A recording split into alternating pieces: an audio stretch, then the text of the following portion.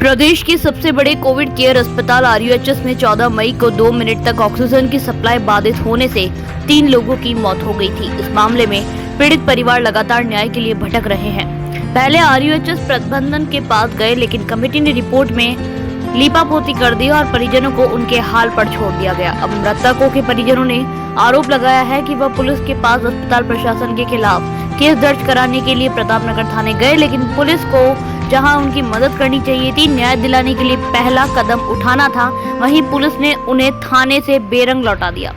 साथ ही धमकाया भी कि शुक्र मनाओ, तुम लोगों को गिरफ्तार कर अंदर नहीं डाल रहे। ऐसे में पुलिस की कार्यप्रणाली पर सवाल खड़े हो रहे हैं। हालांकि एसएचओ ने आरोपों को नकारा है। 14 मई को आरयूएचएस में टैंकर चालक ने ऑक्सीजन को तेज प्रेशर के साथ छोड़ दिया था। इससे ऑक्सीजन की सप्लाई बाधित होने से हादसा हुआ था।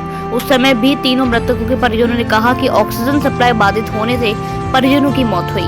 मामले को बढ़ता देख पुलिस को बुला लिया गया और परिजनों से हस्ताक्षर कर आनन फानन में भेज दिया गया। आरयूएचएस में जहां सामान्य शव को भेजने में 8 से 10 घंटे की कार्रवाई होती है, 2 जनों के शव महज 1 घंटे में रवाना कर दिए। भाई की मौत से आहत परिजन कुछ नहीं समझ पाए और अस्पताल से शव लेकर आ गए। ऐसे में सवाल खड़ा होता है कि आखिर आरयूएचएस प्रशासन को क्यों इतनी जल्दी थी।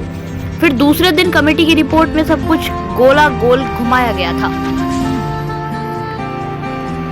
मृतक आत्म प्रकाश के भाई उत्तम फूलवाल ने कहा, पहले आरयूएचएस ने ऑक्सीजन सप्लाई बाधित होने की बात की को उसको नकारा, जो कि सरासर झूठ है। पूरा स्टाफ और मौजूद परिजन इसके गवाह है कि सायरन भी बजा था, ऑक्सीजन आपूर्ति बाधित हुई थी और स्टाफ ने सिलेंडर लेकर मरीजों को भी लगाए थे। न केवल कमेटी में दोषियों को बचा लिया गया, बल्कि हमारे भाई की मौत को भी सामान्य बता दिया गया, जो कि लापरवाही की वजह से हुई है।